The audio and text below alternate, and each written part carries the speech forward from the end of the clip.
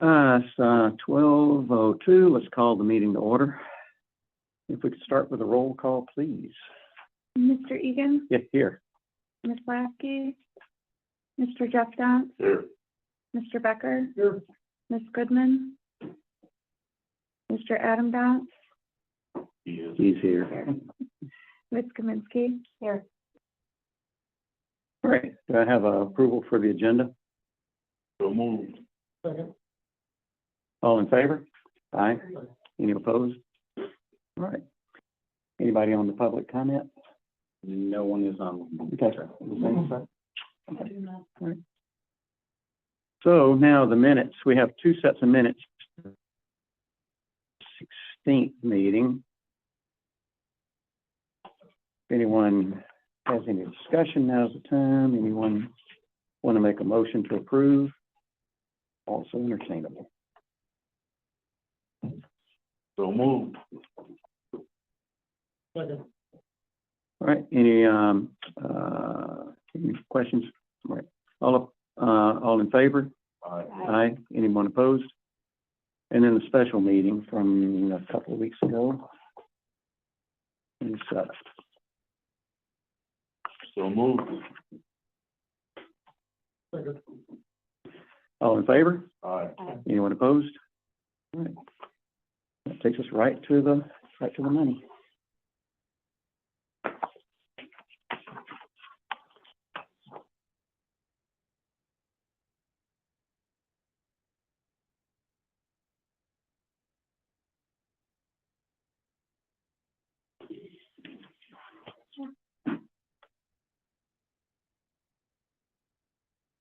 All right, did anybody have any questions on the accounts payable?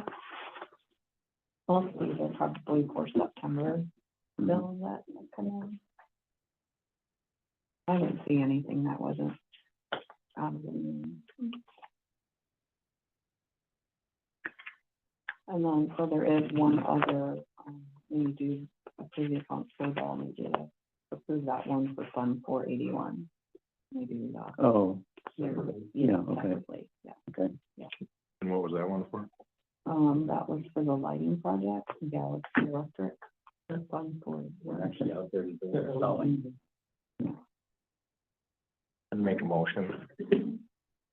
Make a motion to approve both. If we have to take them by separate votes, that's fine. Separate, yeah. Okay. All All support. Okay. All right, Lizzie. Mr. Egan? Yes. Mr. Jeff Dance? Yes. Mr. Becker? Yes. Mr. Adam Dance? Yes. Ms. Kaminsky? Yes. All right, and as we just heard, we have the capital improvement fund for the lighting. Is that what I understood? Is it for the outside LEDs? Fund 481. I'll make a motion for that as well. I'll second. Mr. Egan? Yes. Mr. Jeff Dance? Yes. Mr. Becker? Yes. Mr. Adam Dance? Yes. Ms. Kaminsky? Yes.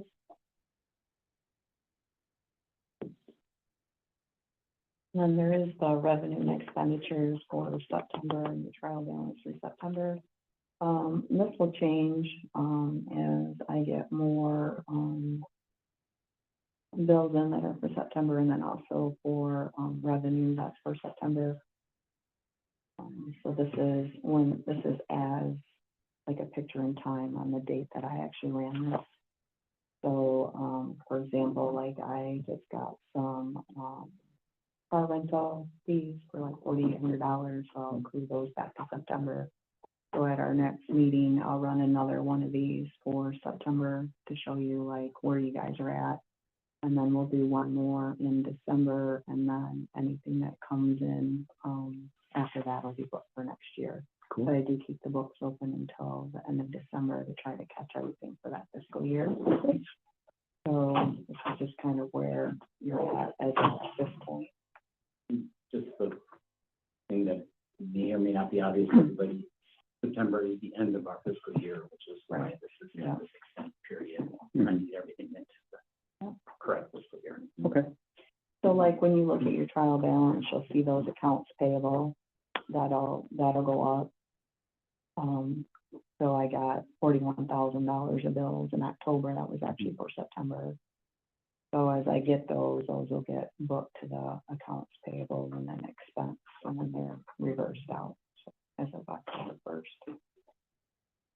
Okay. And then I did do you guys could see where you're at with the different funds for the 481 and what you have left in there, so. Mhm. I added the Galaxy lighting, which was the last one that came in.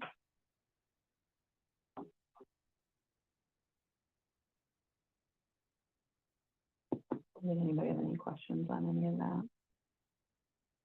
What about the, using of some of the, ARPA funds for the, study, the airport study? You Is just that, have to do a letter, send it to Lisa or to the board, and just say, with that money that we requested, we'd like to, use it for changing directions a little bit with it. okay, so is that something I need to do then? I need to, I think Barry could do it, yeah, Barry Okay. should do that. Yeah. all right. All right. Mhm. And then just put like a little, if you have like a little, you have like something you can attach to show that cost of it. Okay. So the last meeting, I think it was, yeah, it was the special meeting. It was talk about following up with Ways and Means on some of these things. Those conversations happening yet? Yes, so you mean with the budget, the change in the budget? And this was also something that was discussed to bring before them. Yeah, so the change in the budget is going to the board meeting tomorrow. Because it changes our supplemental fund budget. But as far as the ARPA goes, I mean, if you got me something today, I could put it on the agenda for tomorrow. Okay. Because Ways and Means was before your, Oh. yeah, yeah. Okay, So- so tomorrow. Okay. Yeah. Just timing of when various meetings fall. I mean, I don't see it as like a dire urgent. Yeah, no, I don't either. It's just, yeah, if you can get it before tomorrow, that's fine. If not, we can do it for November. Okay. Just think about it. Okay. That was my only question. Anyone else? You have a motion? Make a motion to approve it. Support. Mr. Egan, Yes. Mr. Jeff Dance, Yes. Mr. Becker, Yes. Mr. Adam Dance, Yes. Ms. Kaminsky. Yeah. So the committee reports, the only thing that I can say is that I sent out, those contracts. Talked to, Alyssa about it. You and I corresponded a little bit about it. And that's actually on the agenda under new business. So I think that's the time to really talk about those. So everything else has been pretty much eaten up with getting contour contracts and getting things like that, all the documents signed in time. And so that's all I have as far as committees for this time around. Is there any old business that we need to clean up? Are we gonna schedule, transition committee meetings and committee meetings? Once we get some information back from meeting on. Have you talked with them on Stephanie? timeline for? No. Can we establish a timeline for that transition? We We talked about it. we talked about it again until I talked to Stephanie. I'll just take her lead on that recommendation. I mean, she's the pro. She's done this before, so. But that's part of what I want to talk about with these airport agreements down here as well. That kind of fits into that same discussion. So we can dive into that now if we're moving beyond old business. Anyone else have anything? All right. So everyone, I sent out a copy of those documents a few days ago. Hopefully everyone received those. And these agreements are pretty much the same as they've gone on. There may have been something in there, but in looking through them, the amount of time I spent looking through them, nothing jumped out at me. It's a 3% increase, which has been a standard increase for as long as I've known the last couple of years. What is a little bit, here's a debatable idea. If this agreement go through June 31st rather than through September 31st, with the idea of having this project completed by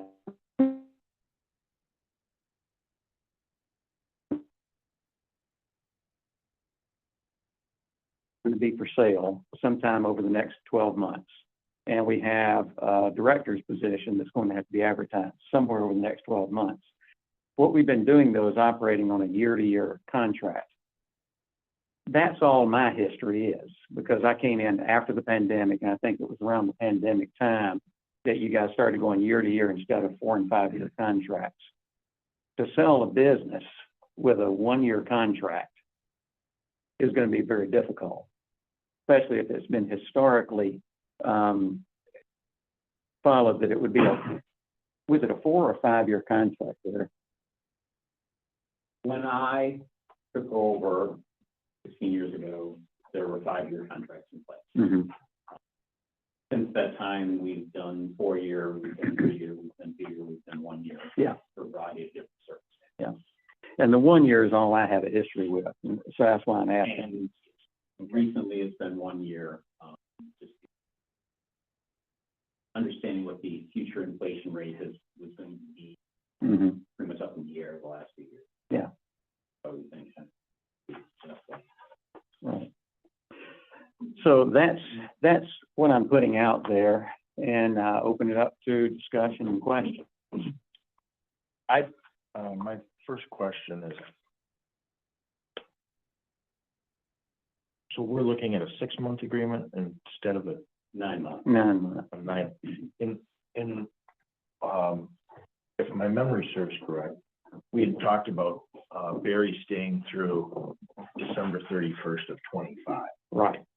And so I'm trying to understand what the benefit is to both Barry or the airport to reduce it by 3 months. What's spurring that? Well, the idea being that then we could, based on what we learned from Eden Hunt study, now we can come up with hopefully a 4 or a 5 year contract for Orchard Beach Aviation, for an airport director, to get someone to make that kind of investment.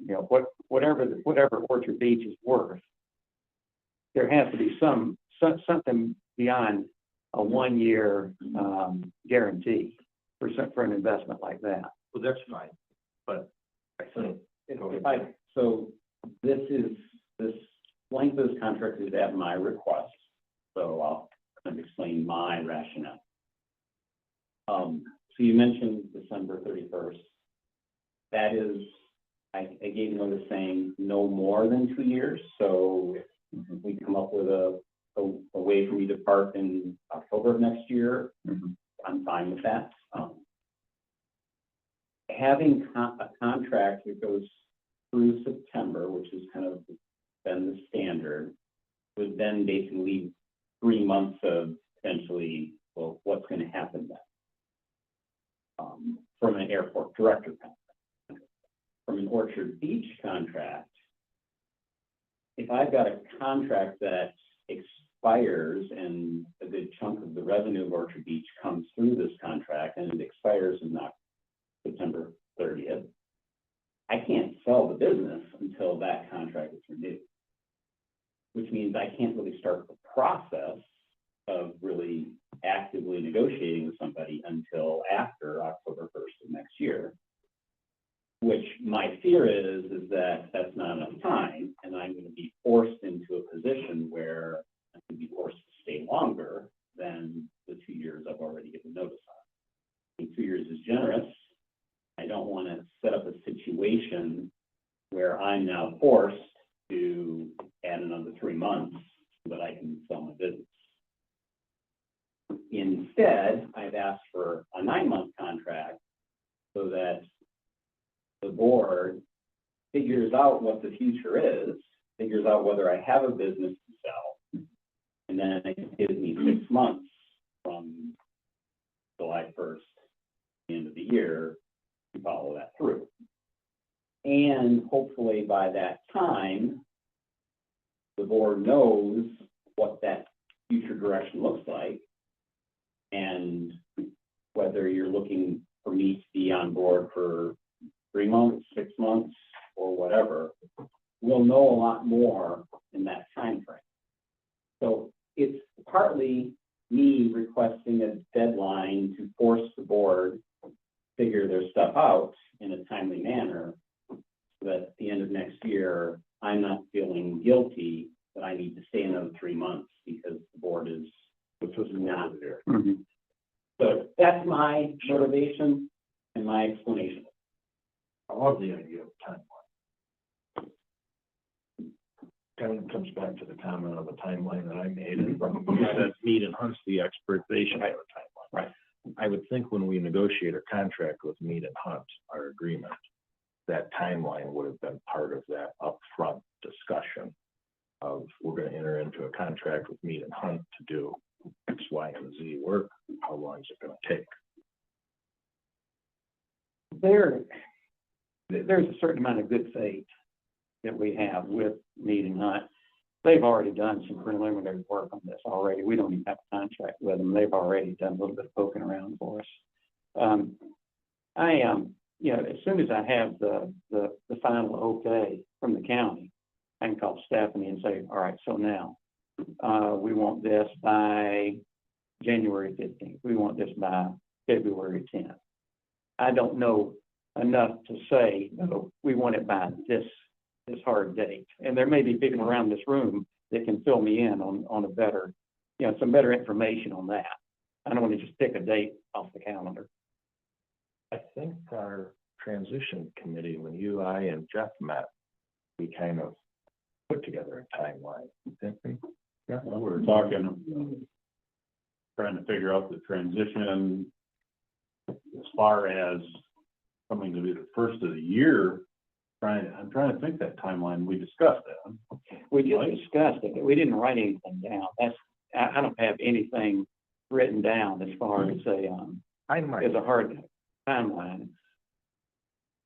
But again, I don't want to do something, I don't want to have a meeting without that information from Mead and Hunt. And I was directed to talk to them, which I did. And Stephanie has a pretty good idea of what it is that we want right Didn't now. she provide a timeline in her document that was at the last board meeting? Didn't she provided Oh. something? Yeah, there probably was something in that. I don't have that in front of me. So, just, if I may, Yeah, please. back to Barry's concern. I see both sides of it. However, couldn't the board put some type of verbiage in place in the termination of the agreement that alludes to the transition versus getting to June and now Barry's contract's up and there's, you know, we're still trying to identify or finish a sale or whatever it might be. Just put verbiage in the contract, in the termination clause that, right, yeah. So go through at least the end of the fiscal year and then, But I don't have anything to sell as a Orchard Beach, if I've only got a contract that has 2 more months left on it. Unfortunately, Barry, I don't think you have anything to sell until this group knows what That is- model That is true. they are That is- gonna pick that from is Mead true. and Hunt. And we don't even know when Mead and Hunt is gonna give us the option, or when the board is gonna consider the options that Mead and Hunt provide. Right, no, I agree, but, and again, that's why I'm looking for a date that gets some of those, that Get the ball rolling. gets the ball rolling and gives enough time, if the scenario plays itself out, that there is something. It really starts with this board. And That's that's how it would unfold. part of in having our consultant work. That is part of the conversation, and it occurred to me as I was reviewing these agreements and updating them for this next period that these are tied together and it is appropriate conversation to have. But it just sounds like another phone call, Stephanie, again. Well, maybe our transition committee should assemble and we should have Stephanie present and have some meeting minutes taken from the committee, so we have a record of what the committee decides and recommends to the full board. Yeah, I can call her and ask her to do that. We can set up a meeting. Let's see, it's not gonna be over the next Yeah, it 2 doesn't weeks. have any little specific deliverables listed. I'm not gonna be here. I'm not seeing it either. Mm-mm. I mean, I can call Stephanie, but as far as setting up a meeting, I'm gonna be tied up from this Wednesday until, well, I'll be back, possibly, but I need to see what the situation is first. I'll be back in a week. Week and a few days, maybe the calendar here.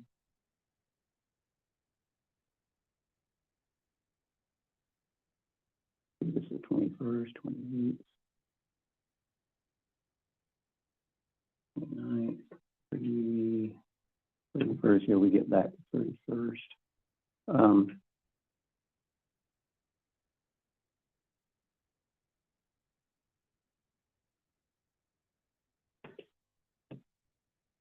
Yeah, I'll be back on November 1st.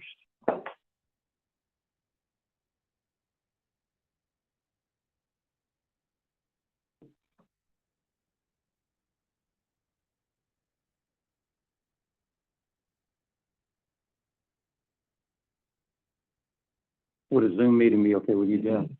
For this? It could be, yeah, if you wanna do the first, or if you wanna do the 5th or 6th, I don't know what's Adam's schedule for. Yeah. Yeah, I'm pretty cool until the next, like Thursday after that. That next Thursday, I'm okay with. Take it back. Read that. And I think it says. Yeah. Mhm. No, but she knows the scenario, Well, then and I'll give her a heads up. if she knows the scenario, Well, Right. that isn't broken down in specific deliverables.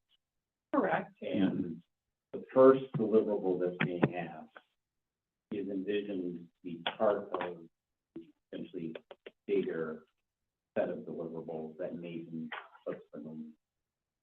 In my conversations with Stephanie, she is aware and anticipating something by the end of this year, based on those conversations for the initial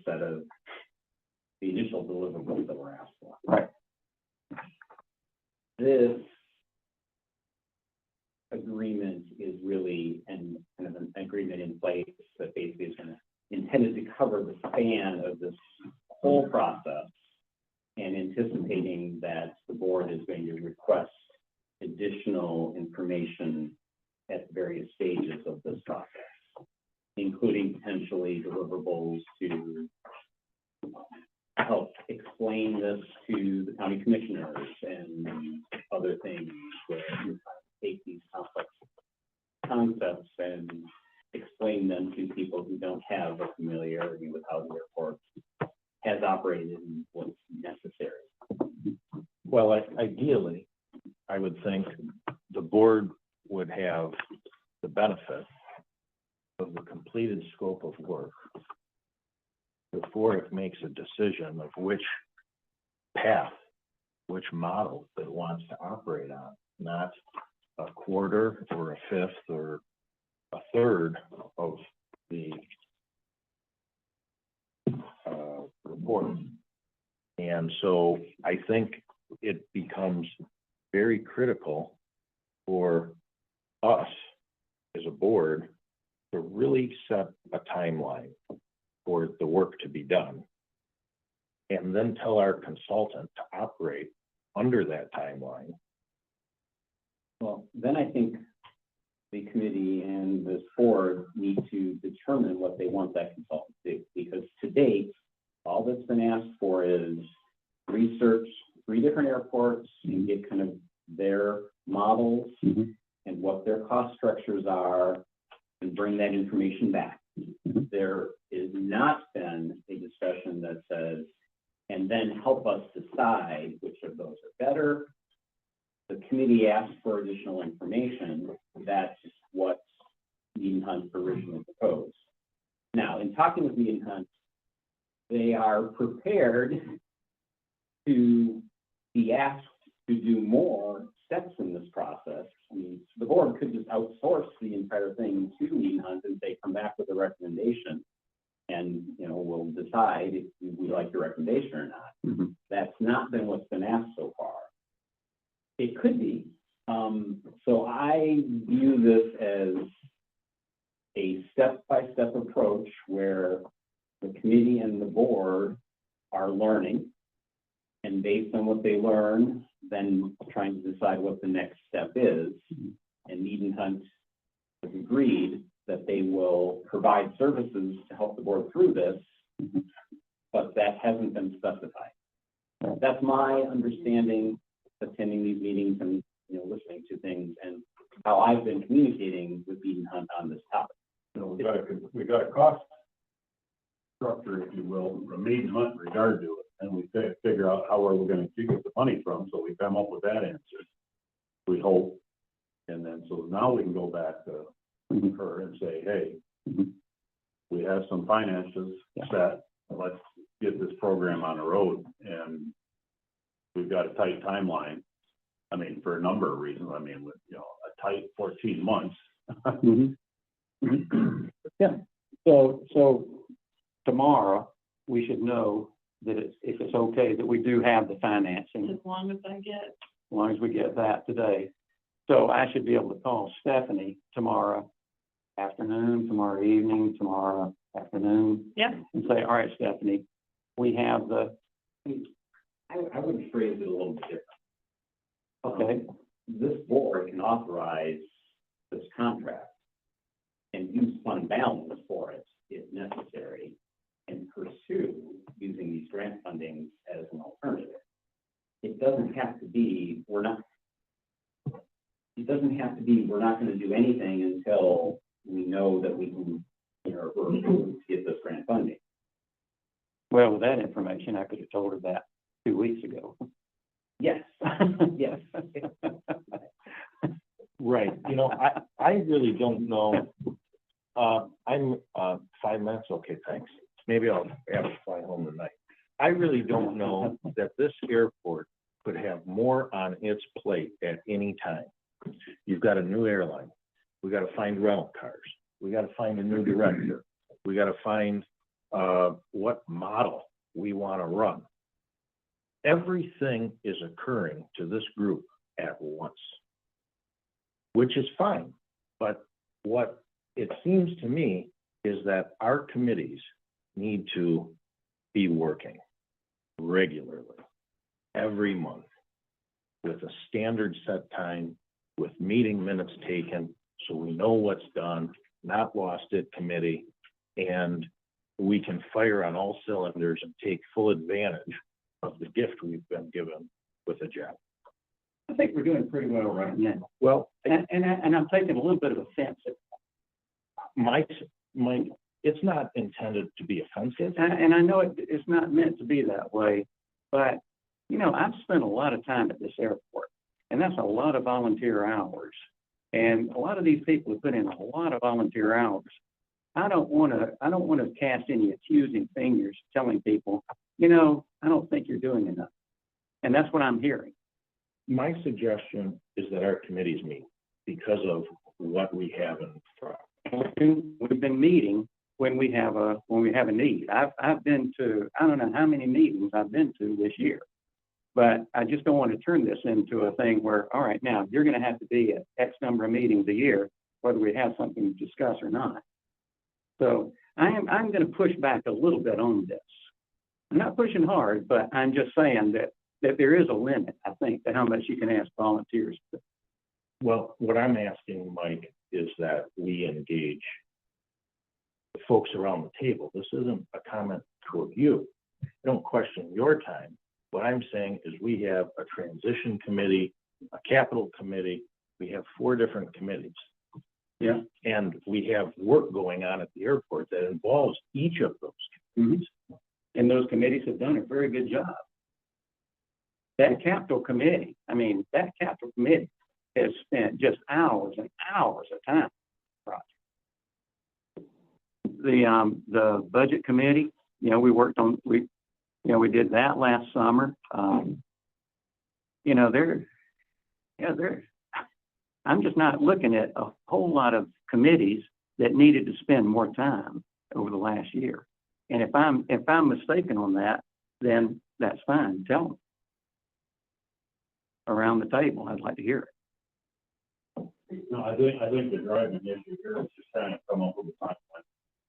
Yeah. And to get it a path forward that we need to pursue as opposed to And that, nebulous concept, because we've known one thing, we've got 3 options. We need to drill down on that, find out the path forward, start heading that way. and that I'm with. It's when it turned into an overall, bringing every other committee into the discussion. And we're sitting here trying to figure out whether to run a contract through the 31st of June or the 31st of September. And that's really the question on the table right now. So I just want to try and bring it back to that before we decide that we're not spending enough time in committee meetings. So I have had my say. But I do have a question, unless I'm just not understanding correctly. So, and my impression was, when you guys got together to go with Mead and Hunt, that there was a goal involved here, not just such a broad thing and then try to figure it out from there. I mean, what are we paying for if they're just going to say, well, you could do this and that, figure it out? I mean, I thought this was to understand 3 different options, the cost of those options, how they're operated, how they're done, and then bring it back to the board. Is that not how this is supposed to be? Because it sounds like to me in this meeting, it's just a general thing. Well, figure out 3 different airports and then we'll tell you if we want more info. No, you look at, Am I wrong on this? you look at 3 different airport options that are modestly comparable, but they all have different ways they operate. And you try to figure out which one may be the best one for this operation. And then And you it's go going to be from in there. detail. It's not just a general thing that then we need more info That's and why more we need info and more meetings, info. so we've got the details. Right. But it is a detail, so it is, what I'm envisioning, what has been discussed is so a report that basically details out those 3 different models, but does not make any recommendations based on that. Because to make that recommendation, next step would be for Mead and Hunt to understand your priorities and what the community's priorities are, as opposed to here are different models, here are how they work, here are pros and cons of each, here are cost structures, et cetera. Now, board committee, you have information to figure out how that information relates to your goals and priorities. Okay. So when they do that, then is it now, if we want them to help us look at ours and what we want and our expectations to give a recommendation, are we then going to have to come back and start looking at more funds to pay them? Or is this going to be included in this process? My understanding is the way this is written, they've written it open-ended, anticipating that level of funding would be the maximum to go through additional layers of work. Because the initial discussions were around the price tag of roughly half this. So, and I think that's why some of those timelines in there are 12 months as opposed to 3 months, which is when we need some of this information. We can't wait 12 months for all of the things we're asking for to be delivered. Correct. Because it's conflict with your time. Right, it doesn't work.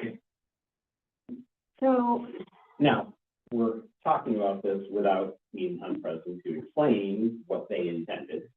We have their document, which explains it to a certain level, but not necessarily written essentially as clearly to answer the questions we're asking as it could be. Right.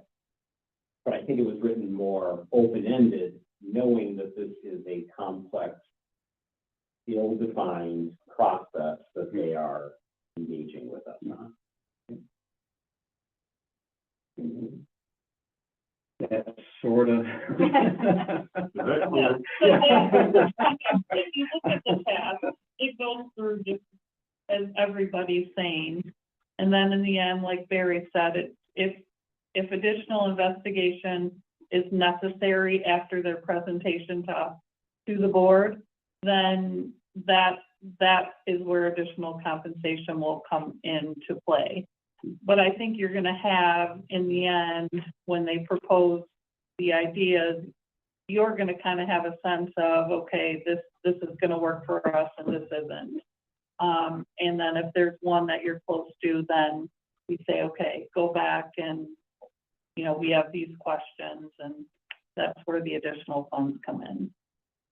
Well, and there's the funds just to study it, and then there's the funds to actually execute. Do it, right, right. Mhm. And that is some of what's at the heart of my conversation on committees, Mike, is that each perceived outcome or proposed outcome that either council provide in their report will require potentially a radical shift in funding of this. If we go to a complete consultant model like Muskegon, right? There's not an Orchard Beach Aviation. There are very different silos. One silo is status quo, just replace Barry with the next guy and nothing changes. Other changes are pretty complicated. Yeah. Well, I think just understanding, and stop me when I get off on a ledge here, but I think that's reasonable to let Stephanie know that we want to meet with Zoom on the 1st of November. I think that gives us a good starting point. And from that point, we come up with a pretty effective timeline that we can work with. The board will then have some information in the November meeting and the December meeting. That gives us 2 meetings before the end of the year. And by that time, my guess is that, knowing how efficient those guys are over there, my guess is we're going to have some pretty good preliminary information by that time. Is that your impression, Barry? I know they're already working. Yeah, that's the rumor that I'm hearing. So, yeah. One thing I'll add, and I don't think this is an issue, but I want to be aware that date I am on vacation. So, but I think it's probably better if I'm not part of that conversation. But just if you wanted me, then that date was not. Okay. But I don't think that's. I think that'll be fine. Okay. So there's that. Now, we still haven't gotten to the approval of the director's agreement, the FBO and the administrative service agreements. And at this point, my recommendation is that you table this for another month. You okay with that? Operated for any more months with other contract in the past. Okay. Yeah, you're good, yeah. Are you seeking a motion? You table it? To table it, sure. I'll make a motion at table. We have a second? I'll second. Thank you, Barry. Yeah, let's do a roll call on that one. Mr. Egan? Yes. Mr. Jeff Downs? Yes. Mr. Becker? Yes. Mr. Adam Downs? Yes. Ms. Kaminsky? Flight. Maybe we'll be right back. Oh, you're, yeah.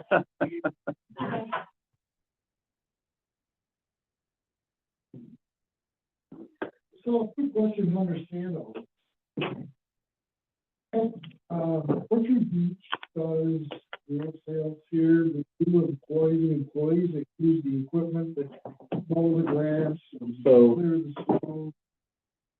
What does Orchard Beach do? yes, so there were 3 contracts in the packet. One for airport director, so the airport authority contracts meet with me individually. Right. As a contract employee to basically hold the title of airport director and Correct. take over those responsibilities. And then in addition to that, the 2 other contracts are with Orchard Beach Aviation, which, as you know, is a company I own, that roughly correspond to one being operating the airport as if it was just a DA airport, without responsibilities for, Part 139 and FAA, which is our airline service. And then a second one, which adds on the additional requirements, basically maintain this airport to FAA 139 standards. So this board contracts out the operations of the airport to Orchard Beach Aviation through those 2 agreements. So that's all county equipment, potentially the county could do all of that if they wanted to buy Orchard Beach or. And again, that is, so the 3 models They that, have a building, their own equipment, their own property. so the 3 models that Or, yeah, Mead and Hunt are looking at are Escanaba, which is a similar sized airport that is basically, as you're just describing, county owned and operated. All employees are county employees. Everything that happens there is a county department. There's Pelston, which is similar to us, but slightly different. They have 2 employees, an airport director and assistant airport director, who are county employees. Mhm. And then they have a contract with an outside firm to do operations. But unlike here where I'm both, correct. those are individually different. And then there's Muskegon, where there is just one contract and everything falls under it. The manager, any other employees. It's something I don't know that much about them. I know they're based out of Milwaukee. They do that in a couple airports. And then there's our model. It's similar but different than all the above. And that's part of this process is all of these different, because, as I have mentioned multiple times, I have inherent conflicts of interest in processes because of the current model. And this is the right time to explore other models because that solves some problems. It'll create additional challenges or issues. I mean, there are pros and cons to, I'm sure, each of those 4 models. The actual services, that's what I was. Yeah.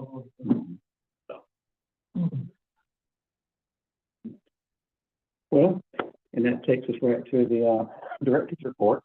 What about the approval of the amendment? Oh, I'm sorry. Yes.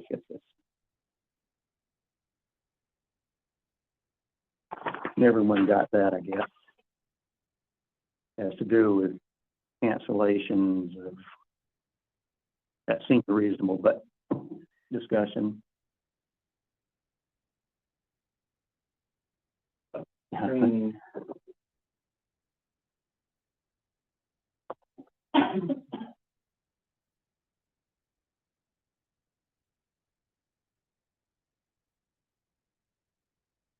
So the day after our last meeting, even though in our last week, in the middle of the meeting while we're voting, I got calls on where their attorney had finally finished his review and came back with these 3 requested changes. And I think all 3 are reasonable and we're not disadvantaged by any of them. The first one being probably the most is done. So, and actually, I'm going to bring this up in context of the document I sent out last night.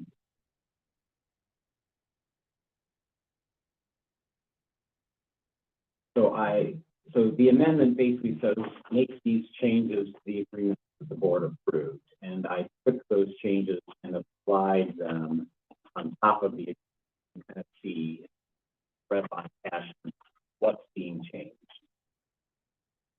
So this paragraph, which is at the heart of our, I can't think of the word, basically our cash flow through the county, so that we're not obligated to float 2 months worth of subsidy. The language that I had put in there to accommodate that is basically the first part that's crossed out. And the way I had worded it, at the beginning of the agreement, we could just decide never to pay Contour, and we'd be fine. Because the ladder of us receiving their bill or us receiving payment from DOT. Well, if we never submit the bill, then there's never a payment, therefore there's never a latter date, and it's a corner case. So they rewrote it to be phrased in the section that's added, which basically goes through and it accomplishes exactly the same thing, but it says basically in the 3rd month of the agreement. So we're actually now nearing the end of the 1st month. No money has exchanged hands because they haven't conducted a month of service. We will get the bill from Contour at the beginning of November for October, but that will be in the 2nd month of the agreement. We will then submit that and get paid. And then in the 3rd month, when we get their 2nd bill, we then don't need to pay until we receive the previous DOT. So they've turned it into, from the 3rd month through the 36th month of the agreement, it works this way. And in the first 2 months, it basically is we have to submit payment to them within 14 days, which kind of starts the process of then we can get reimbursed and then the subsequent work. So they just cleaned up the language so that it actually doesn't have this corner case that my version did. And as I was communicating with their attorney last week, I said, it still makes my head spin a little bit reading through this, but it is correct and accomplishes what we were asking for in a way that doesn't extend, but we never paid them. Which, if we never paid them, then other conditions in that government service. None of this, in some ways, none of this really matters. We're never going to not try to pay them, but it's the right language. So that's the first thing. The second change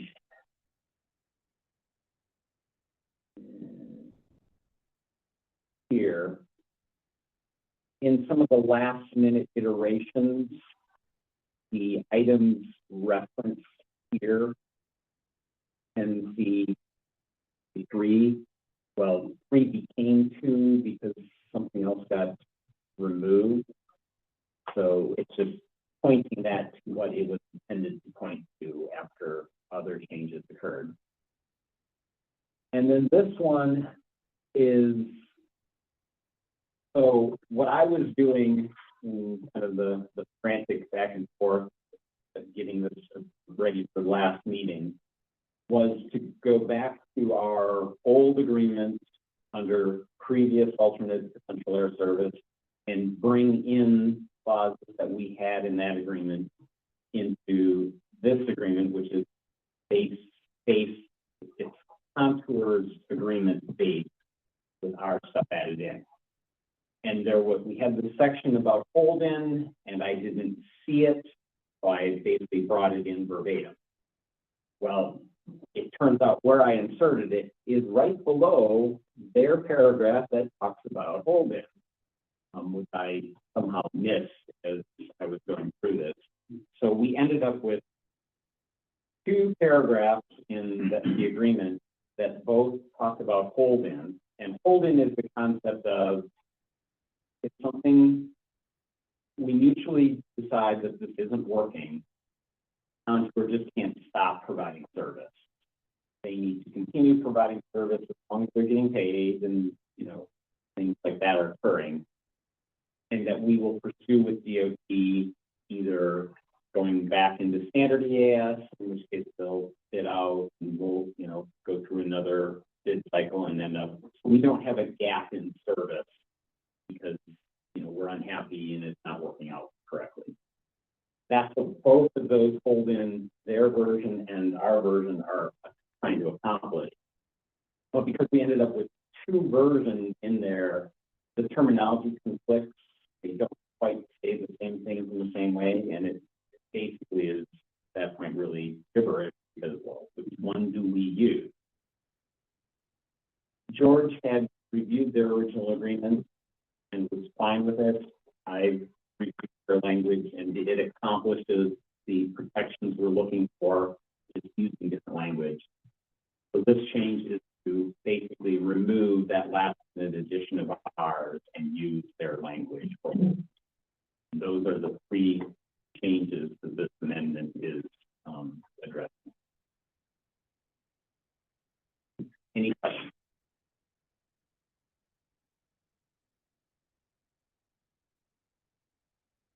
Motion on the order?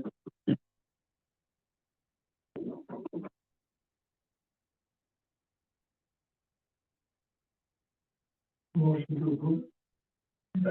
As recommended. All three changes. I mean, that takes us back to then. This is the amendment to the approved agreement that incorporates. So we're This is approving what the first amendment.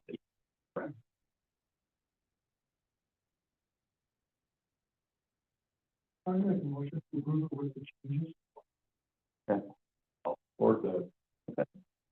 And let's do a roll call. Mr. Evans? Yes. Mr. Dunn? Yes. Mr. Becker? Yes. Ms. Kaminsky? Yes.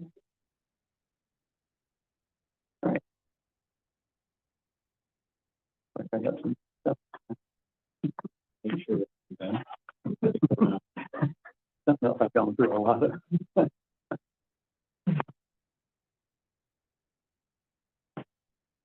okay. Now I think we're too much. And it needs to be really entertaining because you got a lot to So fortunately, no accidents or anything to report this month, unlike we had last month. I have gotten some updates. The gentleman's medical condition was actually more severe than it appeared to at the time of the incident. He fractured 3 vertebrae, 2 broken arms, and a broken leg. So, and the doctors first wanted to focus on his vertebrae. Now, approximately 4 or 5 weeks, now they're starting to work on the other fractures. They want to go through this fashion. So it's going to be a long time before he's back to normal. So a little bit of an update there. Nothing new on the billboard lease agreements, although we have received a check from Lamar that I can't really understand. I think I'm not sure. It's above and beyond their normal check to us, so I think it anticipates the new agreement, but it's not equal to the amount of the new agreement. So have to coordinate with them to figure out what that is about. I did meet, I said, just after our last meeting, I did meet with Enterprise. They are exploring the region,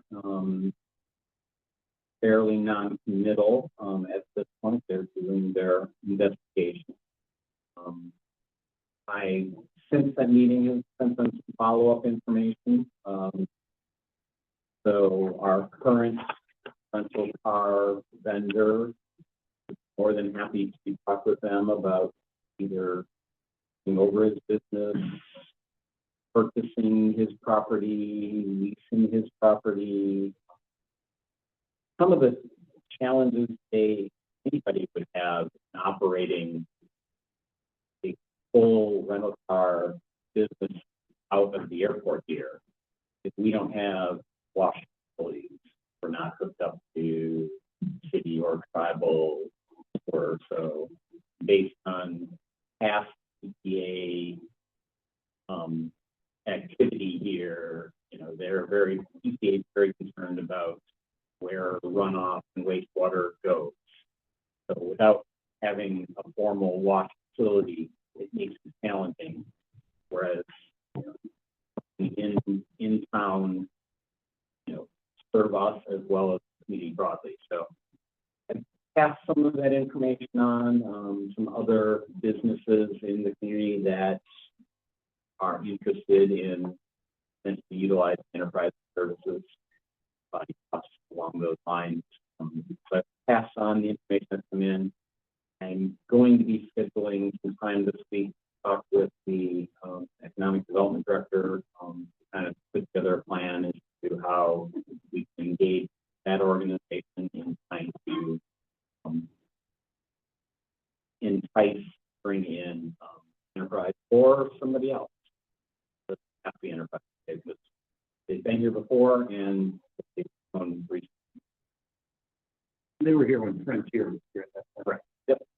So that's the update on that. I have not had time to pursue negotiating with our vendor on getting capacity tests on installation of our card readers. We touched base, and I just said until airline stuff settles down, I have time to work on that. LED lighting upgrades. I wrote this yesterday. I said soon. We'll be out there today with a lift installing that hardware that you approved the payment of earlier. And then our GSA lease for our TSA space expires the end of this month. Been going back and forth. A lot of paperwork right now. They need to do a new lease, CAD drawings of this building. So we're reaching out to the architect in this building years ago to see if we can get that. We don't want to recreate that from scratch. So working through the paperwork that SA is required. On the employment side, a little bit more. So last month, September, so Cape Air's last month of service, we had a total of 1,356 passengers. 709 of those outbound, 147 inbound, which is a 4% increase roughly over the previous year. That actually, if you think about it, typically what happens in a transition between air carriers is that the old carrier doesn't have a lot of incentive to do the best job their last month or two. That didn't happen with Cape Air. They actually ended on good notes. Everything that makes Cape Air a good company, they showed as they ran out of our airport. So while that percentage increase is a little bit less than we've been running this year, still an increase. And given all of the uncertainty around when carriers were going to start and whether people should book or not, I'm actually surprised that they did as well as they did. On the performance side, 6% canceled, 9% delayed, which is fairly consistent with where they've been this summer. Overall, on time performance 85%. So again, no noticeable drop off.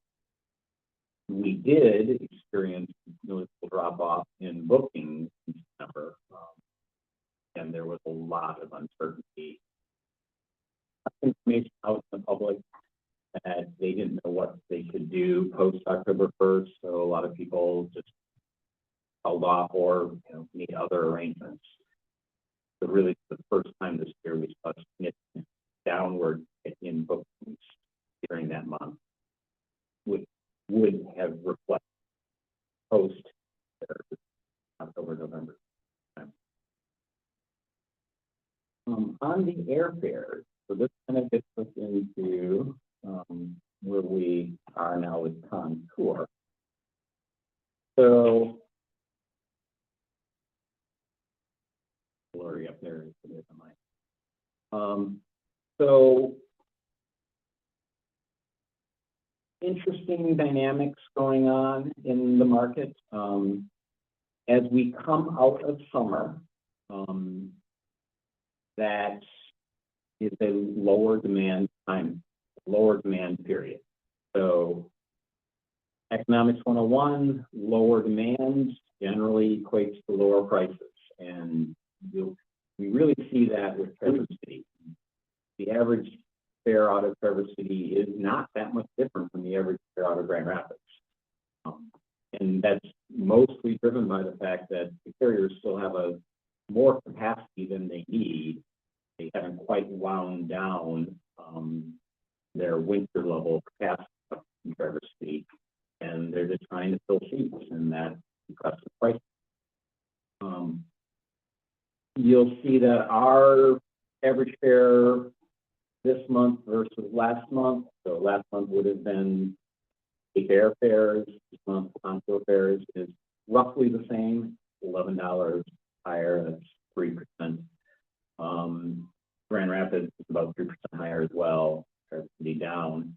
Muskegon, though, and this is showing their new carrier, Compare Connection, has come down the most of all of those. We're roughly $20 ahead of them.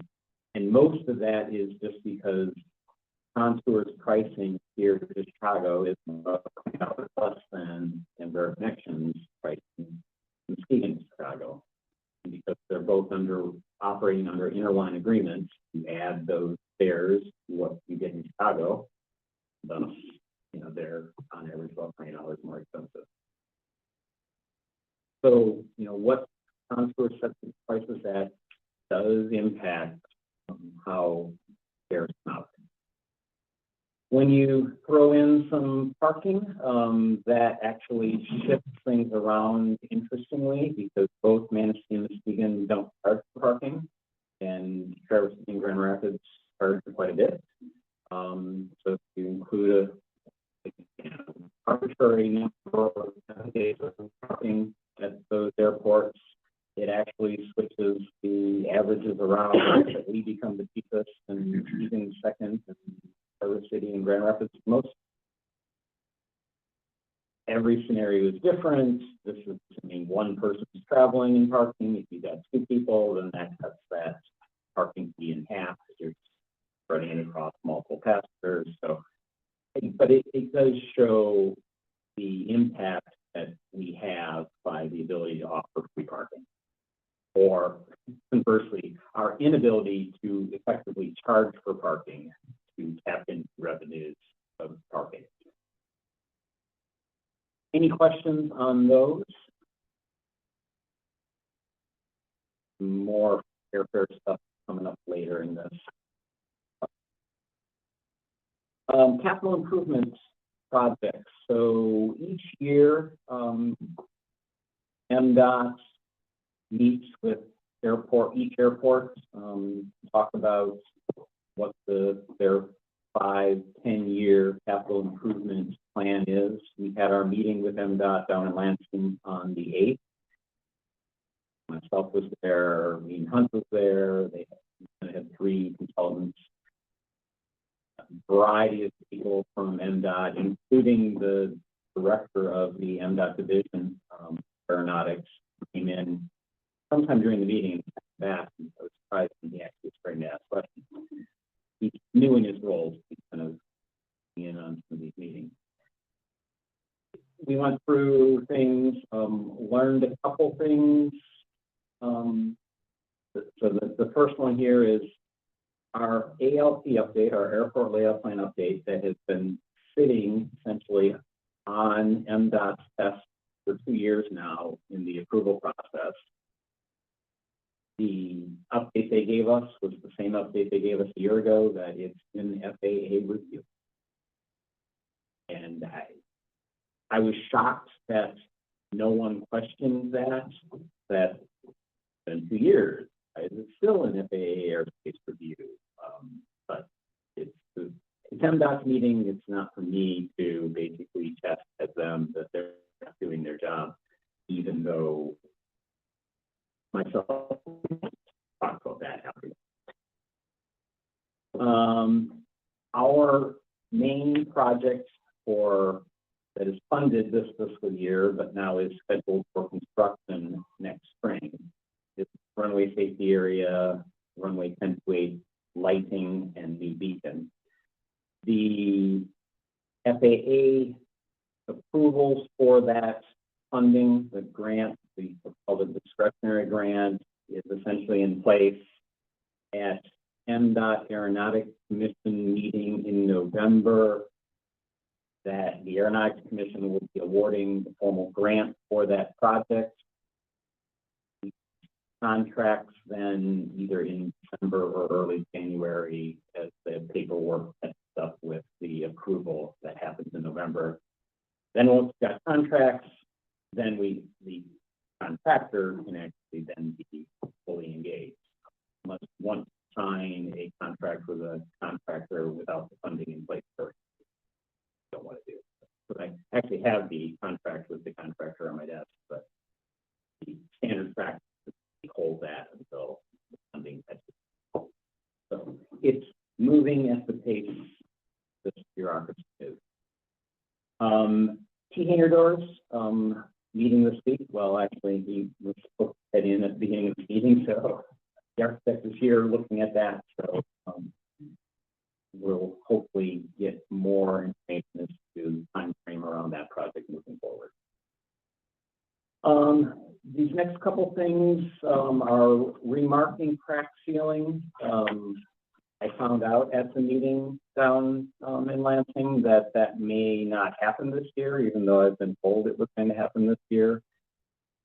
FAA threw out a additional requirement that they needed 30 days notice for something, and that would push us into early mid-November for something that is weather dependent.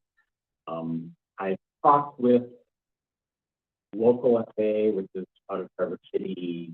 They don't need 30 days, so we're trying to work around the 30-day request for notification period. So we're really trying to get in this year because it's part of our airport inspection.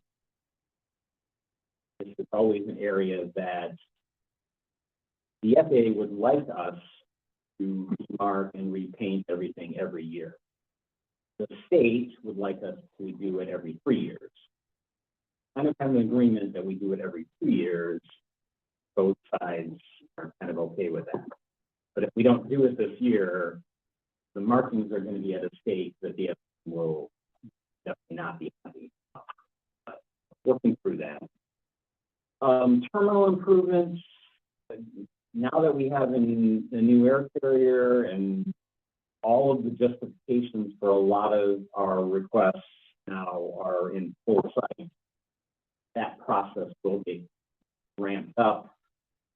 although it involves the resources on Mead and Hunt side, is we're asking to, or other work with them. So there are some deadlines around this though, because funding that we're looking to tap into, it was 5 years of funding that came out of the bill by whatever infrastructure law. We are trying to get justifications in place so that in the 5th year of that program, we can ask funding under that program. So we've got about a 9-month window to move these forward. And there are going to be some decision points that the board will need input on to get through this, around us needing to prepay for some of this work with less than 100% assurance that it will be reimbursed at the point. But the details of that, I don't even fully understand at this point. But I throw that out there as things that will be coming for just Mead and Hunt. Pavement inspection, we're supposed to, the state has a program, there's a 3-year rotation, and I just found out last week that they postponed it this year, so it didn't happen this year. So we were scheduled to be inspected this year, and it's not happening. That's unfortunate because some of the numbers that this inspection would generate help us in anticipation of other projects we need to get done, and we just don't have that.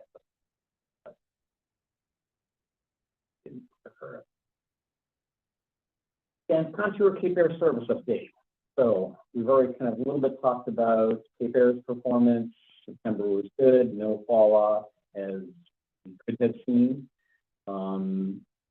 September total passengers were just ahead of last year. We saw that, which means that September with Cape Air was our 2nd best September ever. Contour performance has been very good. They've only had 2 canceled flights in now 20 days.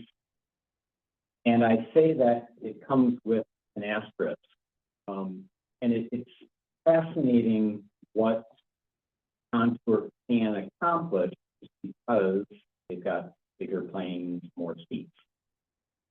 So they had a cancellation, they had a mechanical issue in Chicago one evening with Sunday night. The last flight Sunday didn't occur, and then there's no plane here Monday morning. The Monday morning flight was canceled. There were 2 flights across the campus. In a little bit of a tangent, it's interesting talking with Matt when he was here for the open house last week, because they've identified that they have an issue in Chicago with maintenance. There are only, according to him, there are really only 2 firms available that will do maintenance for them at O'Hare. And neither of them really is all that interested in necessarily working overtime for a request that Contour has. So when this incident or this mechanical issue occurred toward the end of the day on a Sunday, the mechanic basically said, I'm not going to deal with it today. So at that point, we don't have really any other option. But what is interesting is, even though they canceled those flights, they had the seats available to accommodate all of those passengers on the next flights on Monday. They put them up in hotel rooms, those that were in Chicago overnight, needed hotels that didn't live in the area. And we ended up having more passengers fly on that Sunday and Monday than we had booked 36 hours prior. So we didn't really even lose any passengers. We had gained passengers booking in, booking late, even though we canceled. It makes a big difference having seats available to accommodate people, because the Cape model, most flights were mostly full. So when they would cancel, they really had no other option other than to pre-book people out of Traverse City or some other airport, which then they're no longer our passengers. They get in some ways is better service because you're probably getting home sooner, opposed to having to wait a little bit longer. But it doesn't impact our numbers nearly as much as or cancellation would have occurred if it had occurred with Cape Air. I found that really interesting when I was doing numbers. We ended up with more passengers than even though we canceled the flight. Currently, Contour is on track to beat October of last year. That October was our second best October under Cape Air. I think Contour is going to beat it. Not much, but so Contour's October, their first month, will be our second best October. I find that remarkable because they had 0 passengers booked September 18th.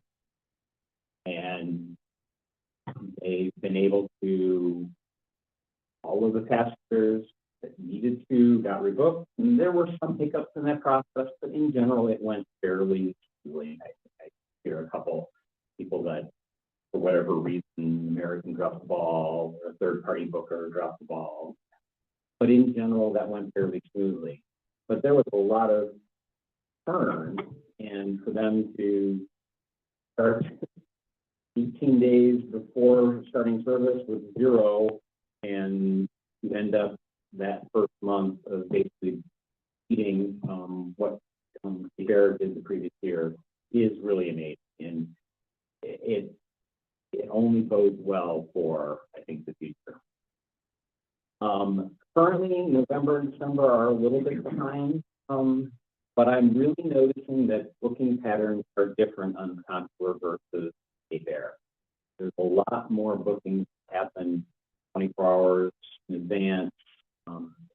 And again, we've got available. Available at reasonable fares. So whereas on a fair flight, may have your desired time may have been sold out, you didn't have that option. Contour is pretty much through the next 6 months as we're in our slower season. They're always have available. So there's a lot of last minute booking.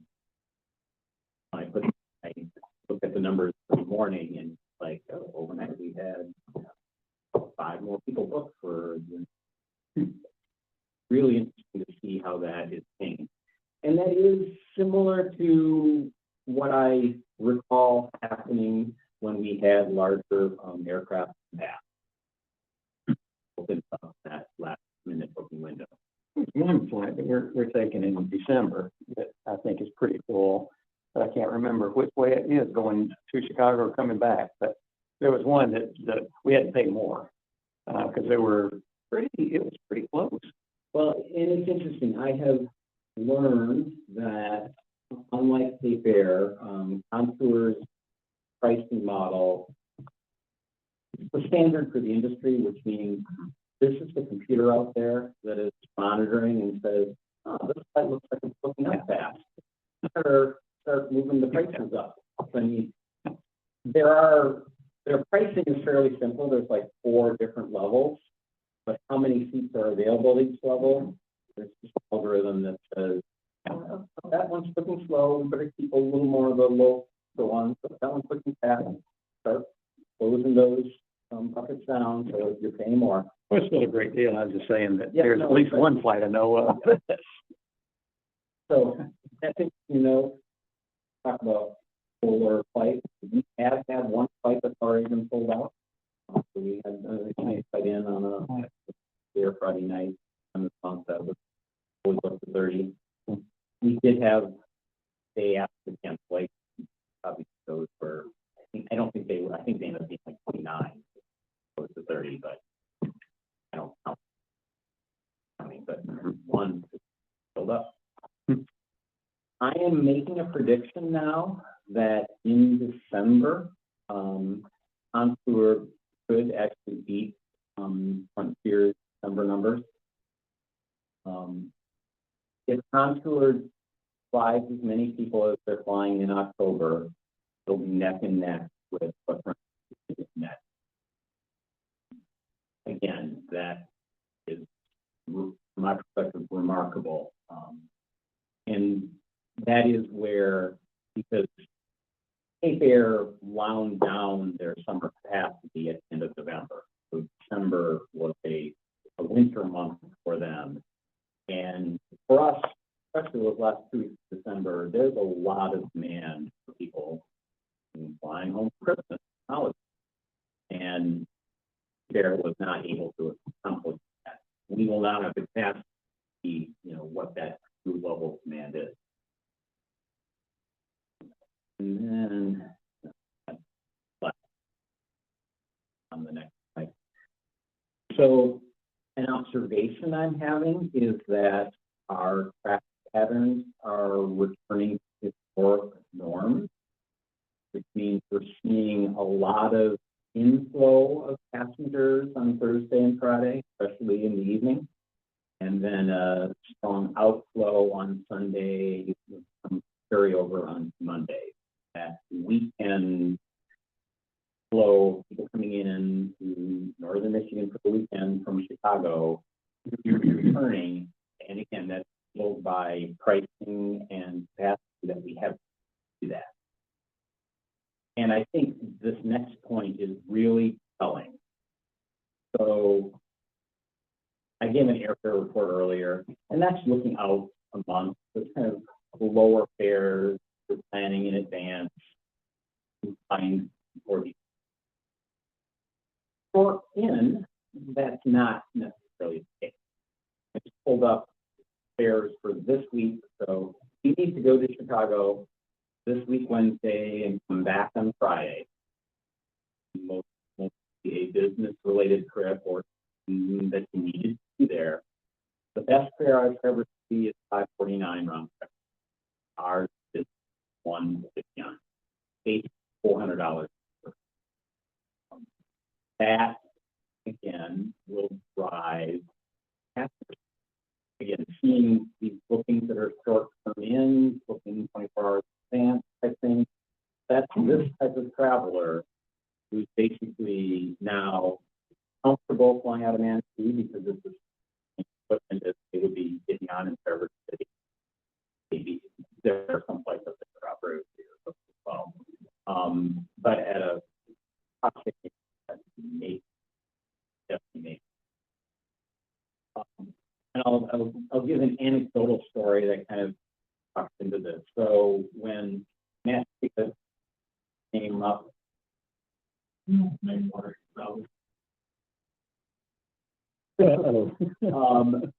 shorter answer is no, I don't.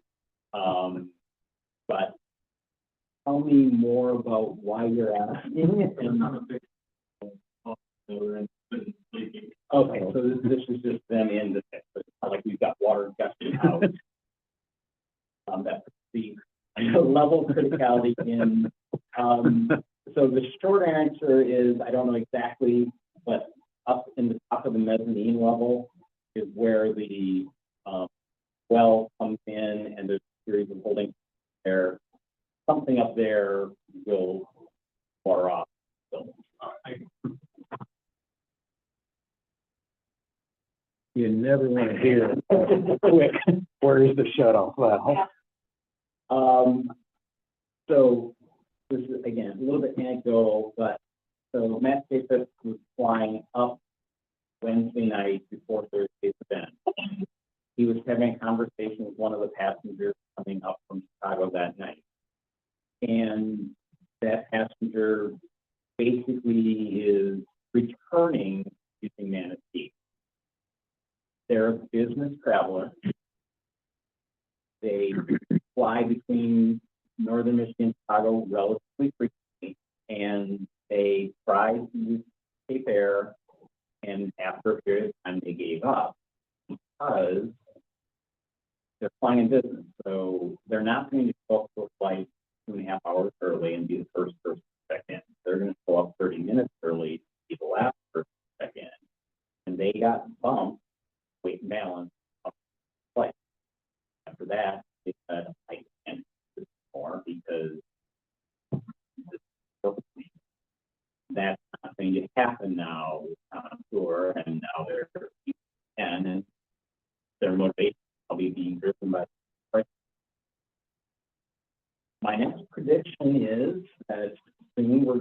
talking about not having enough parking here.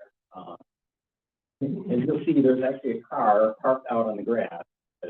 They flew out on Thursday, and with all of the public here, they had no place to park, so they ended up parking on it. But I occasionally just do surveys of the parking lot, and I was out there one day last week, I think it was Friday, and we only had 11 open. So now we can do things to alleviate that. There's employees that are still parking out there. They can move over to the side lot.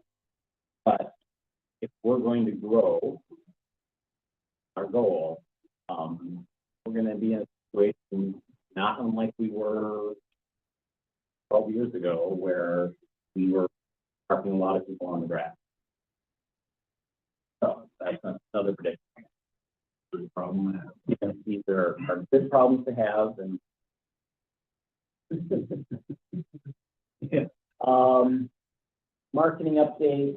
So the board had a presentation where we have a plan to put billboards on the work hangar that we now own, and formerly Aaron's. Right Side Design is struggling to get someone to do that work. His top two firms that he would engage with can't, different reasons.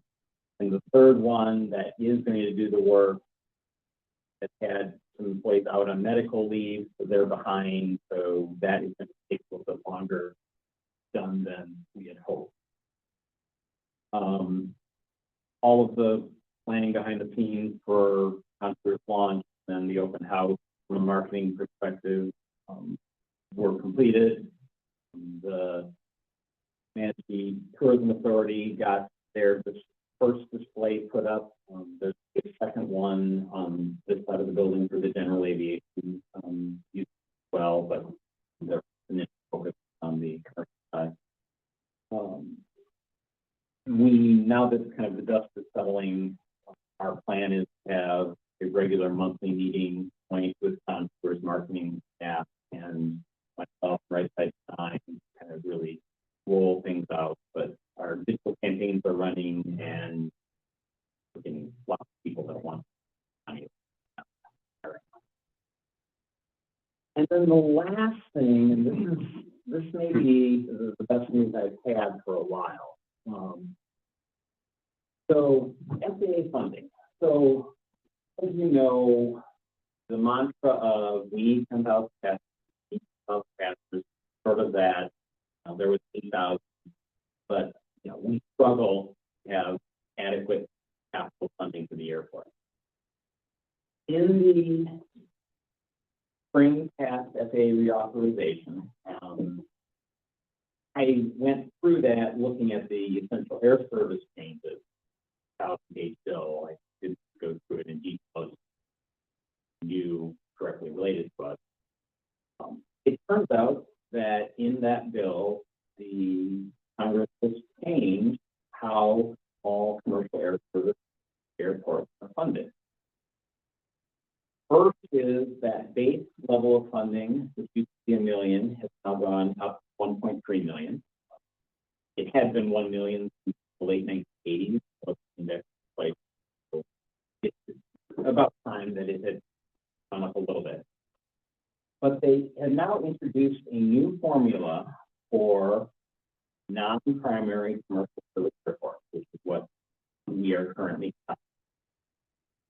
And that formula basically is pretty much a straight line funding level based on the number of passengers up to 10,000.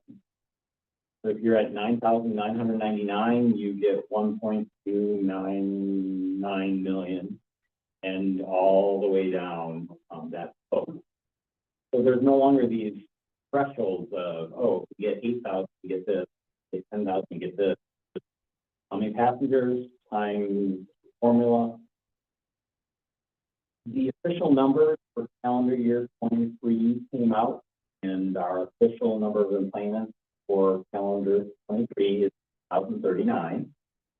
That number then feeds into this formula, which is our fiscal year 25 funding, which in fiscal year 25 is what started October 1st. So the current fiscal year that we are in, we are entitled under the new formula $92,134.80. So no longer expected $150,000. So the drive to reach these artificial levels goes away. More is better. Once you get 10,000, then the next level, you have to get to 100,000 to get more beyond that. So more is better, but it's not this critical thing that it used to be. And this is going to make a world of difference in how we, mean hunt, et cetera, approach how we can do things. You know, we've got some more money under our control to work with. It's still not enough given our backlog of projects.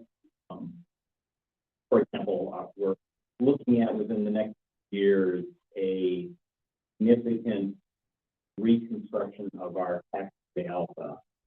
And I'm anticipating that that's going to be a $10 million project. Right? This is still a dent in that. We need additional funding. But realistically, once we get that project out of the way, we hopefully can tap into the special funding available for terminal improvement. On an ongoing basis after that, this covers our needs pretty much all the time.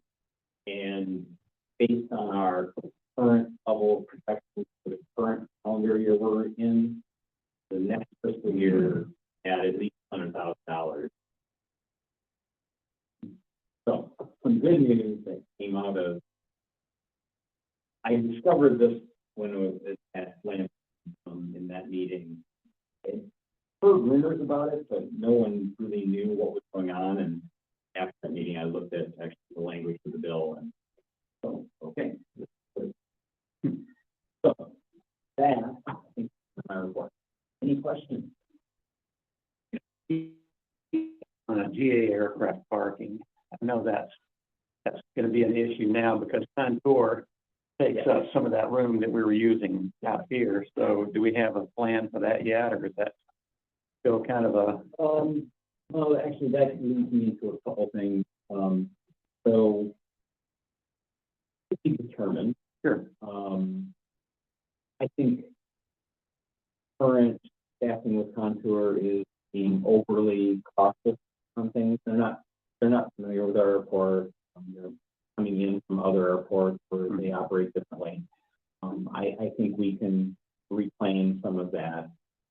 But to do that, I think we need permanent staffing here, really kind of work through that process.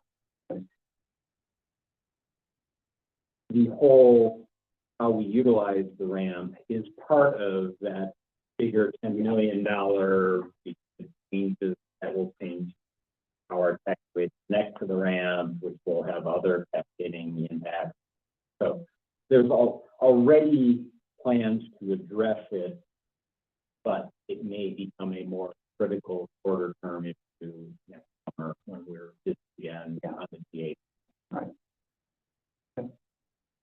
But then the other thing to mention there is the one thing that is not going well in all of this is Contour's ability to basically hire and staff with local people. That they are well behind in that. And I had a couple conversations with them. They acknowledge that they're behind. They're trying to figure out what it will take in our market to track people that have the right skills, do the work that they need, and starting to ask people, what is a reasonable way for this to be? We anticipate it would be this, is that reasonable? I honestly don't know. That's going slow. They indicated that in other markets, sometimes taking them 3 months or more to step up. So that's certainly not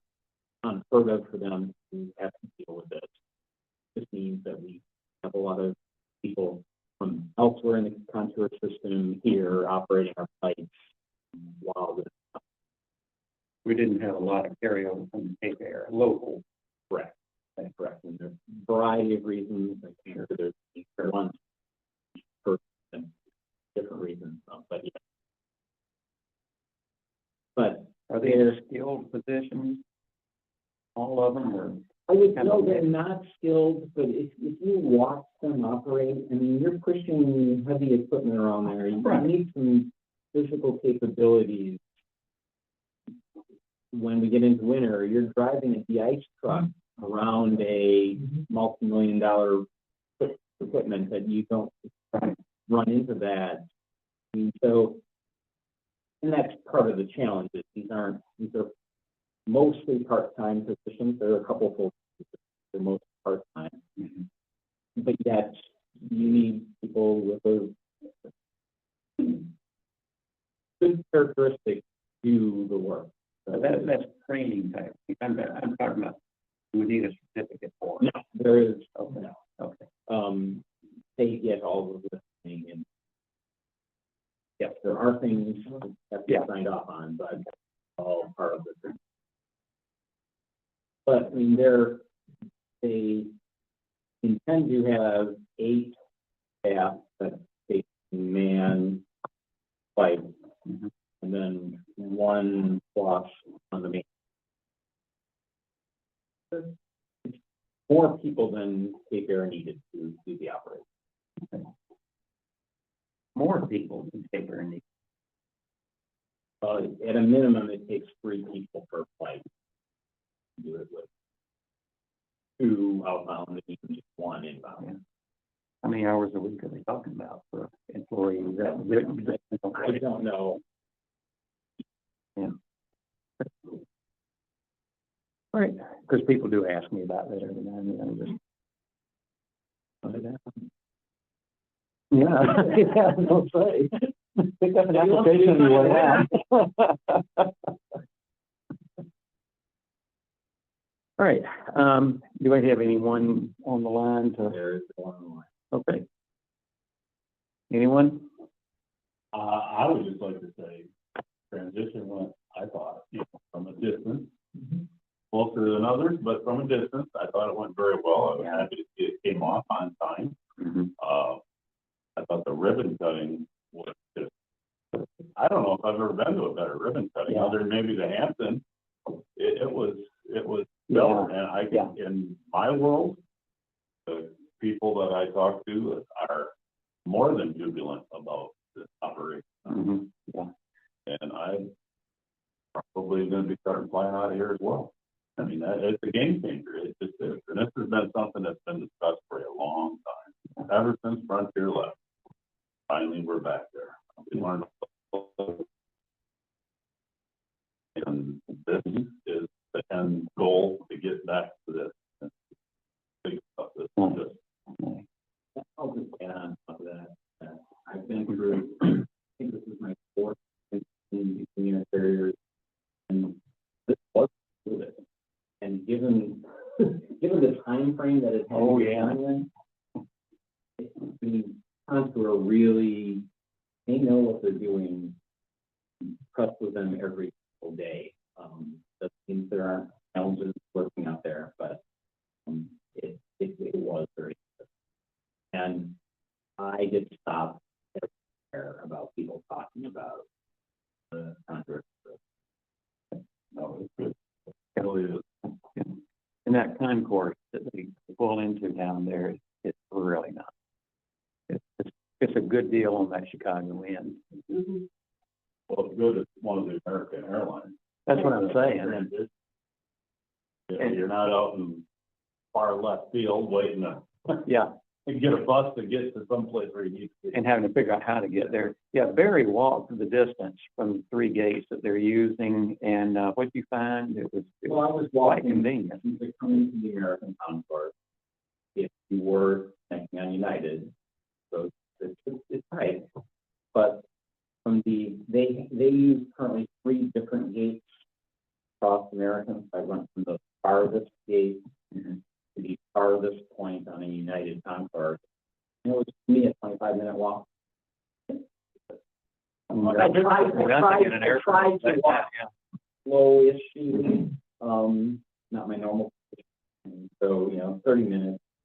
If you're at one of the other gates, it's 5 minutes more off that, and depending on where you're going, United States, it's probably take 5 minutes. So between 15 and 30 minutes to make that transition certainly doable. You kind of have to be comfortable with the layout of that airport, know how to walk from Concourse, Terminal 3 to Terminal 2 to Terminal 1, but certainly doable. Yeah, I agree, though. It was wonderful, and I've gotten a lot of response. Yep. Anything else? Adjourn the meeting.